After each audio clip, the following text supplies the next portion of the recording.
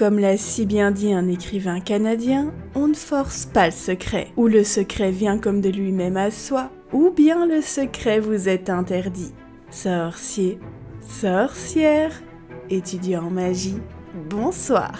Quoi de plus passionnant pour les férus d'histoire de la magie que Poudlard, ses mystères et ses générations d'élèves défilant au fil des siècles, emportant avec eux nombreux secrets du château bien dissimulés aux yeux de leurs pères et professeurs. Si vous êtes vous aussi passionné d'histoire de la magie et surtout de l'histoire de Poudlard, sachez que vous êtes au bon endroit, puisque ce soir nous nous penchons sur certains secrets du château jalousement gardés, ou presque, par une très vieille lignée de sang pur, héritière directe de Salazar Serpentard en personne. Allez, installez-vous confortablement, préparez de quoi boire et grignoter si l'envie vous prend, et sortez vos meilleurs accessoires de la maison Serpentard. C'est parti pour tenter de comprendre pourquoi seul Tom Jedusor fut en mesure de lâcher le basilic dans l'enceinte de Poudlard.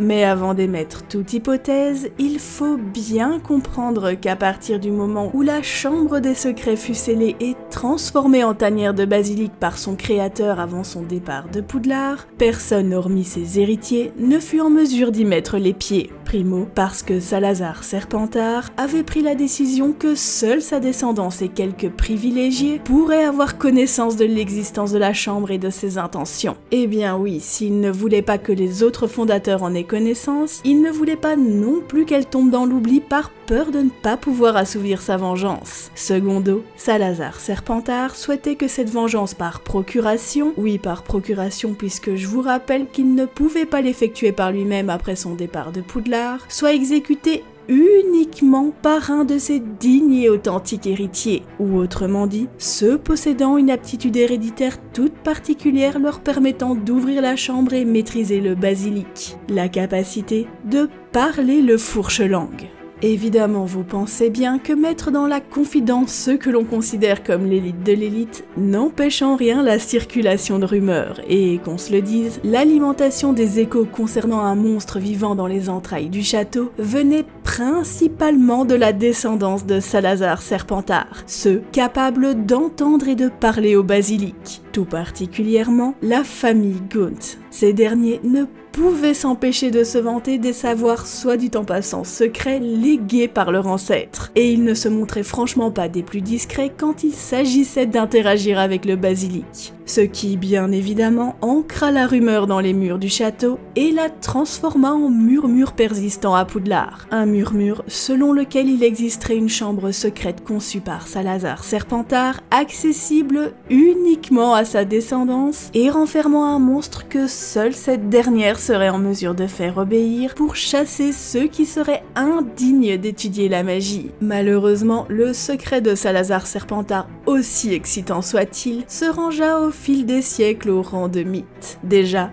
parce que personne hormis les héritiers de Salazar Serpentard n'était en mesure d'entendre la créature glisser sous les parquets ou à travers les tuyaux de canalisation, et que par conséquent, peu nombreux étaient ceux qui croyaient en l'existence du monstre, pensant que la langue des Gaunt était bien fourchue. Ensuite, il faut comprendre que nombreux sont ceux qui ont cherché cette fameuse chambre en vain. Il n'y a pas eu une seule directrice ou directeur de Poudlard à n'avoir tenté de percer le secret. Mais ces recherches furent aussi infructueuses pour eux que pour les très nombreux historiens à s'être penchés sur le sujet, et pour qui la conclusion fut sans équivoque. La chambre des secrets n'était qu'un simple mythe ne servant qu'à faire frissonner ses pensionnaires les plus naïfs. Enfin, c'est ce qu'il s'imaginait, jusqu'à ce que Tom Jedusor ne libère le basilic dans le château et lui ordonne de mener à bien la vengeance de son ancêtre en 1943. Et c'est là qu'on peut se demander pourquoi la vengeance de Salazar Serpentard a pris tant de temps à se concrétiser alors que nombreux de ses descendants ont fréquenté le château. Je vous rappelle que l'école avait déjà à l'époque de Tom Jedusor plus d'un millénaire. C'est juste faramineux comme délai. Et n'allez pas croire que la chambre des secrets fut si bien dissimulée qu'aucun de ses descendants ne la trouva avant Tom. Non, il existe des preuves démontrant de nombreux allées et venues dans la chambre des secrets entre la mort de Salazar Serpentard et l'ouverture l'ouverture de la chambre par Tom Jedusor, entre autres avec l'intervention habile de Corvinus Gaunt pour protéger la trappe menant à la chambre des secrets lors des travaux de rénovation à Poudlard. Et c'est là toute la problématique, car si la famille Gaunt à travers les siècles entendait et communiquait avec le basilic et savait pertinemment se rendre dans la chambre des secrets, pourquoi n'ont-ils jamais pris la décision de mettre en action la vengeance de leur ancêtre sur le château? Après tout, les Gaunt ont une très sombre réputation. Ils sont connus pour être des pro-sang purs de l'extrême, menant jusqu'à la consanguinité et toutes les dérives héréditaires qu'elles entraînent, pour être de grands adeptes de magie noire et être d'une cruauté sans pareil. Lâcher le basilic aurait dû être une véritable aubaine pour eux. Mais pour tout vous dire, cela reste explicable même si purement hypothétique. Pour commencer, il faut bien comprendre qu'entre connaître l'existence de la chambre, vouloir la préserver, converser de temps à autre avec le basilic et prendre le contrôle de ce dernier pour le lâcher contre des camarades et professeurs dans l'école sont deux choses bien distinctes. N'oublions pas qu'il s'agit quand même d'un basilic, une créature absolument terrifiante qui, même si elle est contrôlable par les fourches-langues, n'en reste pas moins dangereuse et imprévisible pour la plupart des mages noirs expérimentés. Il existe par conséquent une grande différence entre interagir avec un basilic à travers le parquet ou les tuyaux et visiter la chambre des secrets pour le frisson et l'honneur d'être le digne héritier de Salazar Serpentard et entrer dans la chambre des secrets, invoquer le basilic et se retrouver nez à nez avec ce dernier pour tenter de le rendre obéissant. Vous pensez bien que si cette perspective est effrayante pour un adulte, elle l'est d'autant plus pour un jeune sorcier inexpérimenté. Sans oublier le fait que si l'héritier survivait à cette tentative d'obéissance, lâcher cette énorme bestiole dans Poudlard sans être persuadé à 100% de la dominer revenait possiblement à mener Poudlard à sa perte, avec la destruction du château et de nombreuses victimes de sang pur ou non à mettre sur le compteur des pertes humaines. Et ça, je pense que peu de Gaunt avaient les épaules suffisamment larges pour endosser cette responsabilité.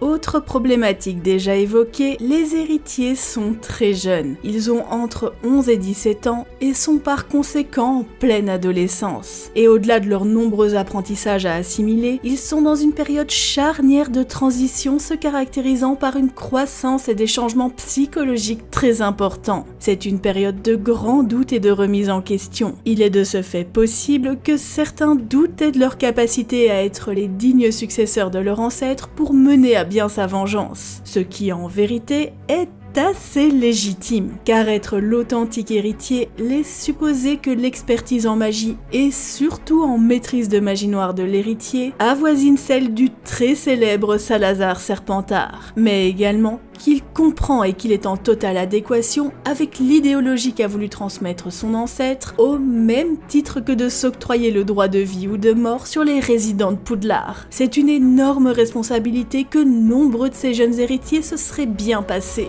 Et si on ajoute à cela que certains étaient trop occupés à travailler sur leur évolution personnelle que pour s'intéresser véritablement à la vengeance de leur ancêtre, et que d'autres n'étaient peut-être pas en adéquation sur l'idéologie imposée par Salazar Serpentard, eh bien il ne restait pas grand monde pour venger Salazar. Eh bien oui, il ne faut pas oublier les héritiers qui n'étaient pas en accord avec Salazar Serpentard. Si être lié par le sang est un fait avéré, être en accord avec les valeurs de son ancêtre et se sentir digne d'accomplir sa terrible vengeance pouvait être un fait plus bancal. Il est possible que certains Gaunt n'aimaient pas la magie noire ou n'étaient pas des adeptes de l'idéologie des sangs purs, voire les deux. Et surtout, ils n'étaient peut-être pas des meurtriers en puissance. Il n'y avait donc aucun intérêt pour eux de prendre de tels risques pour la pseudo-vengeance de Salazar.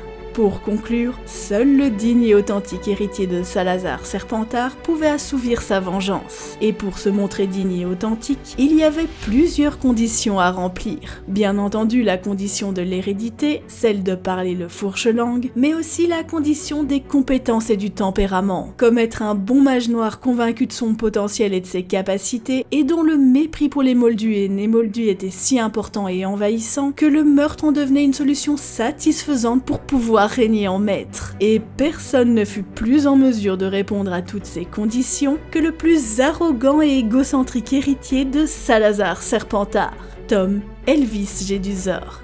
Et voilà, c'est la fin de cet épisode, j'espère qu'il vous a plu. Si vous voulez plus de vidéos sur la famille Gaunt, n'hésitez pas à me le dire en commentaire. Avant de transplaner, n'oubliez pas de partager la vidéo à vos amis sorciers et à lancer votre meilleur expecto patro like. Je vous dis à très bientôt pour d'autres vidéos, d'ici là, prenez soin de vous et des autres. Sorciers, sorcières, étudiants en magie, au revoir.